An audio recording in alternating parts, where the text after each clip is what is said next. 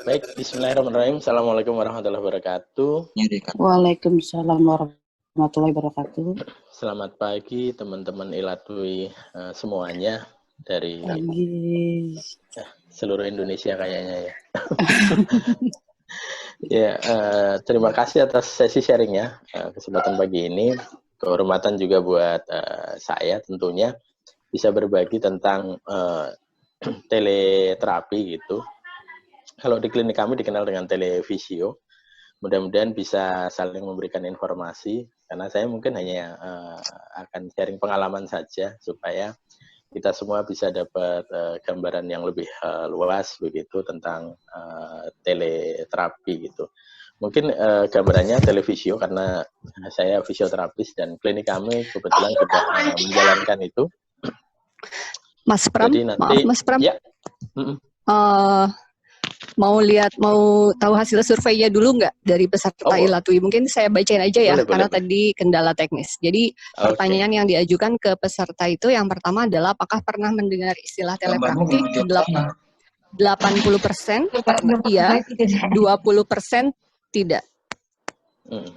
Kemudian yang kedua, apakah saat ini melakukan telepraktik? 30% melakukan, 70% tidak melakukan.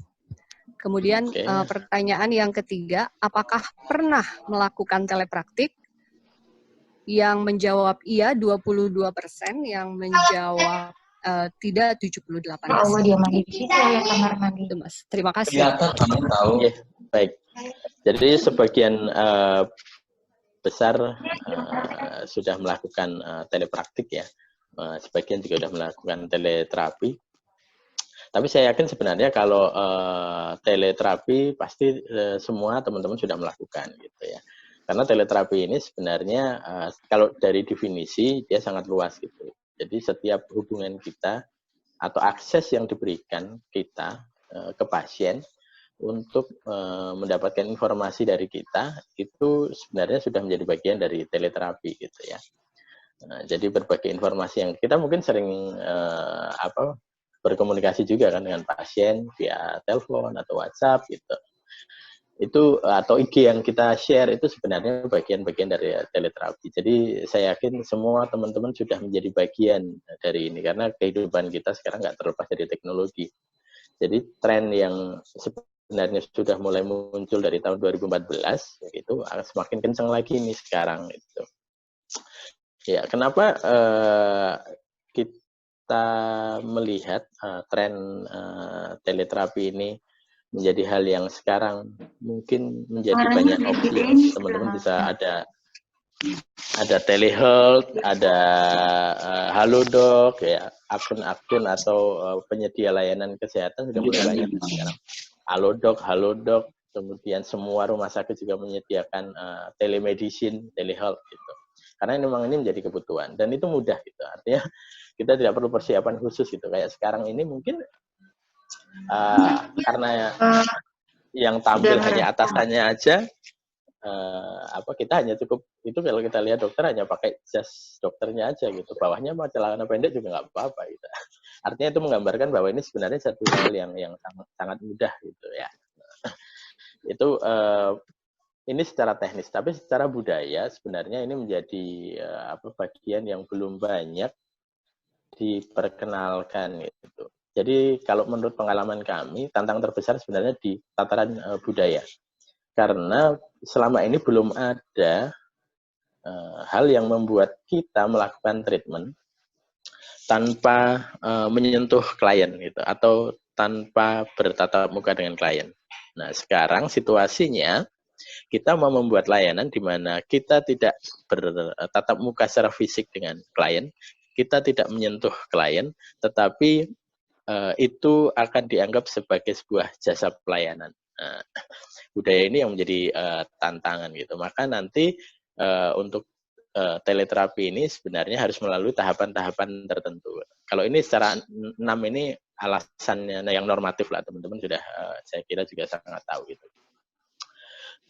Tetapi yang saya sampaikan tadi, tataran budayanya itu menjadi penting gitu. Nanti tahapannya yang kita lakukan, yang pertama, teleterapi ini akan kita jadikan di awal itu sebagai sebuah sosialisasi atau meningkatkan engagement kita dengan pasien. Jadi hubungan kita dengan pasien. Karena di masa COVID ini, pasien tidak berani datang ke layanan kesehatan, tidak bisa ketemu kita. Maka kita mulai nih dengan teleterapi ini untuk berkomunikasi dengan pasien. Itu. Bukan untuk meminta dia datang ke klinik, tetapi kita buat situasi untuk kita melihat kondisi real pasien saat ini. Apa yang terjadi dengan pasien saat ini, ada kendala atau tidak, bagaimana kondisinya sekarang. Jadi bentuk perhatian kita. Karena ini menjadi penting untuk membangun trust gitu. Kepercayaan itu harus kita bangun dari situ. Jadi ketika kita bisa berkomunikasi dengan pasien dan keluarganya, itu pintunya sudah mulai terbuka itu. Bahwa media komunikasi, media konsultasi dengan teknologi ini sudah bisa diterima. Itu yang awal-awal kita lakukan dan itu tidak kita kenakan biaya.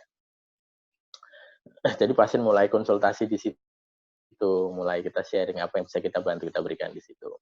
Ini satu hal yang menurut saya menjadi terobosan di saat ini karena memang terapis juga banyak waktu luangnya begitu.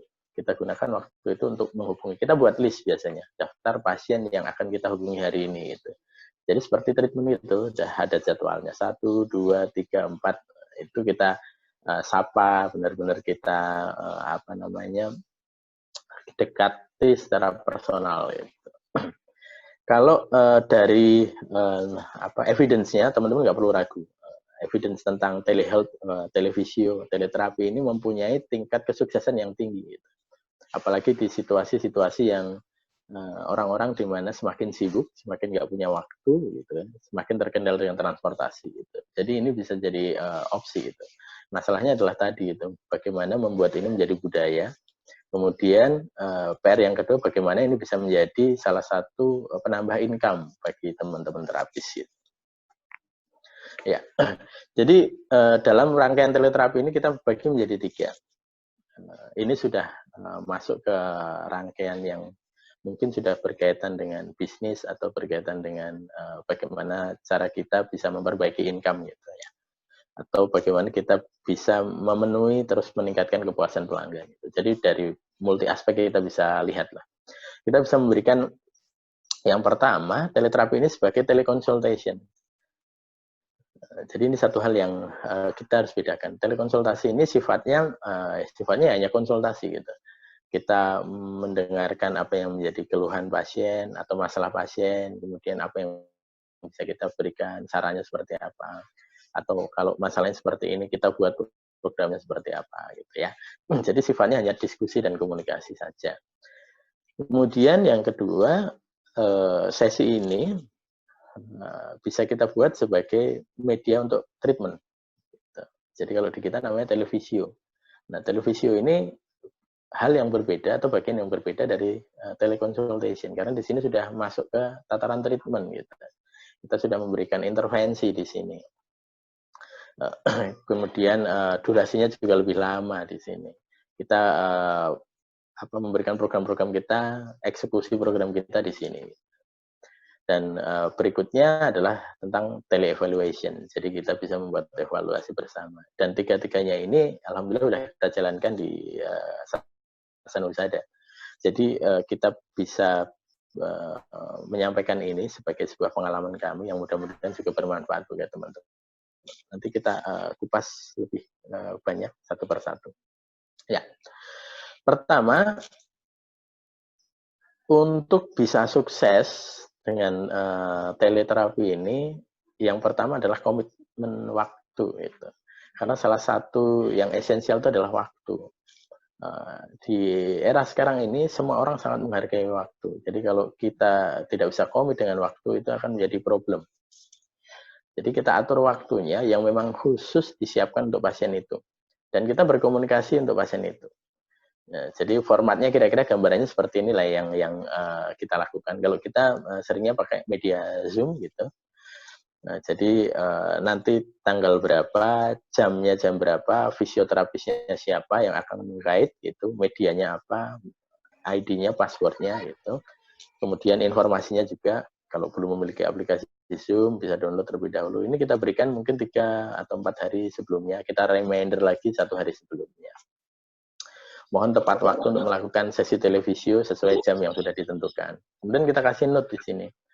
Apabila terjadi keterlambatan, gitu ya, pasien terlambat bergabung, itu sudah menjadi bagian dari treatmentnya.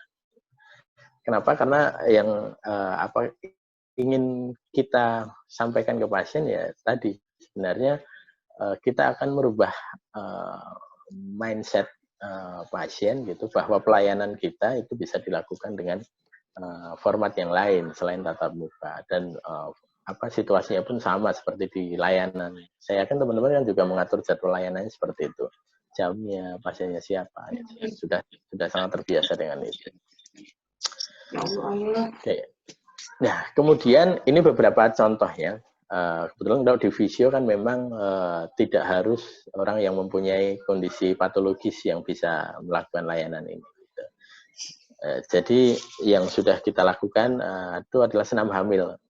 Jadi fisioterapisnya ini saat itu nggak masuk, gitu. Dia di rumah saja, gitu.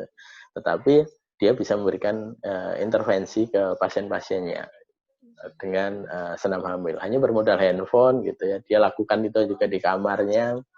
Kemudian durasinya sekitar 30 sampai 45 menit itu dia ajarkan gerakannya, pasien mengikuti, dia koreksi, kemudian ditanya keluhannya apa ketika melakukan gerakan itu, terus berkomunikasi gitu, dalam satu sesi. Dan ini kalau pakai Zoom yang free kan 45 menit putus. Jadi kita sebenarnya punya senjata yang gratis malah gitu kan. Jadi tidak perlu kita mengeluarkan biaya tambahan untuk ambil paket Zoom yang lebih tinggi itu. Kita cukup memakai Zoom yang gratis dengan komitmen waktu tadi, maka pasien juga tahu bahwa nanti ketika 45 menit akan selesai, akan putus gitu. Ya. Kemudian